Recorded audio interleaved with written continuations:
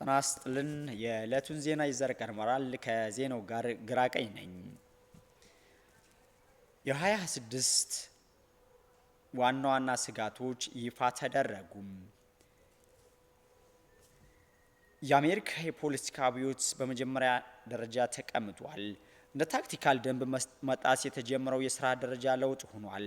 የፕሬዝዳንት ዶናልድ ትራምፕ በስልጣናቸው ላይ ያሉትን ቼኮች በስራ ለማፍረስ የመንግስትን ማሽኖች ለመያዝና በሀገር ውስጥ ጠላቶቻቸው ላይ የጦር መሳሪያ ለማጥቃት ያደረጉት ሙከራም በትራምፕ የመጀመሪያ የስልጣን ዘመን ውስጥ የተካሄዱት ብዙዎቹ የመከላከያ ዘዴዎች አሁን እየተንገዳገዱ በመሆናቸው ይህ አብዮት ሲያበቃ አሜሪካ ምን አይነት የፖለቲካ ስርዓት እንደምትሆን በልበ ሙሉ መናገር አይቻልም ይላል ሪፖርቱ። በመጨረሻም አብዮቱ ከመሳካት ይልቅ የመክሰር እድሉ ሰፊ ነው ይላል። ነገር ግን ወደ ቀድሞ ሁኔታ መመለስ አይኖርም። አሜሪካ በዚህ ዓመት የዓለም አቀፍ ስጋት ዋና ምንጭ ትሆናለች ይላል ሪፖርቱ በሁለተኛነት ያስቀመጠው ከመጠን በላይ ኃይል ያለው የሚል ነው። የ21ኛው ክፍለ ዘመን ገላጭ ቴክኖሎጂዎች በኤሌክትሮኖች ላይ ይሰራሉ። ኢቪዎች፣ ድሮኖች፣ ሮቦቶች፣ ባትሪዎች፣ የአይፒአይ ሁሉም ኤሌክትሪክ ቁልል ያስፈልጋቸዋል። ቻይና የመጀመሪያውን ኤሌክትሮስቴት ሆና ትቆጣጠረዋለች። አሜሪካ እየሰጠችው ነው። ይህም አገሪቱ በዓለም ላይ ትልቁ የፕሮቴስታንት ደረጃን አጠናክራለች። በ2026 ያንን ልዩነት ችላ ማለት የማይቻል ይሆናል።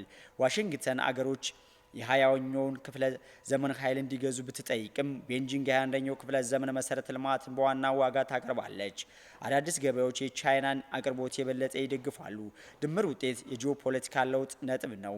በዓለም ላይ ያለው የኃይል የመንቀሳቀስ እና የኢንዱስትሪ ስርዓቶች እየጨመረ የሚሄደው ድርሻ በቻይና መሰረቶች ላይ ይገነባል። ይህም የቤጂንግ የንግድ ጥቅሞችና ለ60 ኃይል ብቻውን ሊያመጣ የማይችለውን ተጽዕኖ ያመጣል። የአይ ውድድር አደጋውን ከፍ ያደርገዋል። አሜሪካ ምርጥ ሞዴሎች ልትገነባ ትችላለች። ነገር ግን ቻይና በአይ መጠን ኃይል መስጠትና ማሰማራት ከቻለች ገበያውን ልታሸንፍ ትችላለች ይላል ሪፖርቱ በዘገባው።